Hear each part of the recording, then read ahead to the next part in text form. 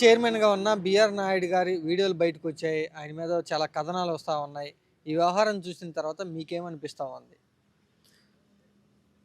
రాష్ట్రంలో ఆ రోజు వైఎస్ జగన్మోహన్ రెడ్డి గారు అధికారంలో ఉన్నప్పుడు శ్రీవారి నిత్య పూజారిలాగా వ్యవహరించే వైవి సుబ్బారెడ్డి గారికి, అదేవిధంగా ఆయన నామస్మరణం చేయింది ఇంట్లోంచి బయటికి రానిటువంటి తిరుపతి అప్పటి ఎమ్మెల్యే భూమన కరుణాకర్ రెడ్డి గారికి చైర్మన్ పదవులు ఇవ్వటం జరిగింది.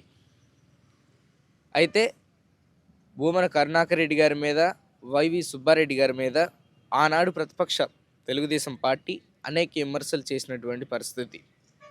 ఈరోజు మరి ఆ వీడియోలు అనేది, ఆ ఫోటోలు అనేది బిఆర్ నాయుడు గారి గౌరవ టీటీడీ చైర్మన్ గారు ఆయన. అదేవిధంగా గతంలో కూడా ఈ మధ్య రీసెంట్గా కూడా ఒక ఇంటర్వ్యూలో ఏదైతే భారతమ్మ గారిని కూడా ఆయన హేళన చేసి మాట్లాడినటువంటి పరిస్థితి.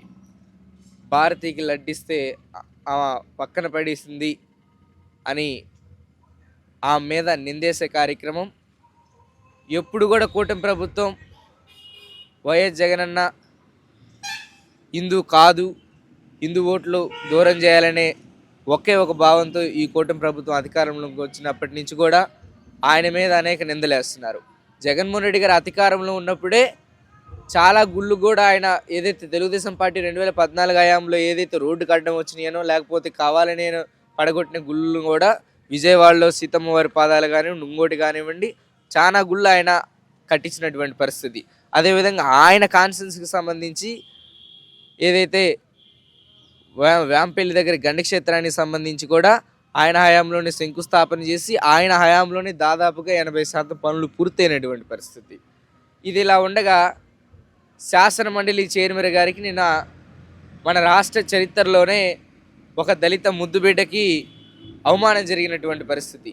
దళితులు అనగానే అందరూ క్రైస్తవ మతంలో ఉండాలని రూల్ ఏం లేదు కదా. అసలు మన దేశం హిందూ సాంప్రదాయాలకు, సంస్కృతికి ఒక నిలువెత్తు నిదర్శనం మన భారతదేశం. హిందూ మాదిగలు ఉంటారు, హిందూ మాలలు ఉంటారు, క్రైస్టియన్ మాదిగలు ఉంటారు, క్రైస్టియన్ మాలలు ఉంటారు. ఆయన ఎస్సీ అనే ఒకే ఒక భావనతో ఆయన క్రైస్తవ మతం అని గౌరవ వ్యవసాయ శాఖ మంత్రి అచ్చెన్నాయుడు గారు ఎలా మాట్లాడతారు? హిందువులు ఇప్పుడు కూడా ఎస్సీలో హిందువులు పూజ చేసే వాళ్ళు ఉన్నారు, అలాగనే క్రైస్తవులకు పూజ చేసే వాళ్ళు ఉన్నారు.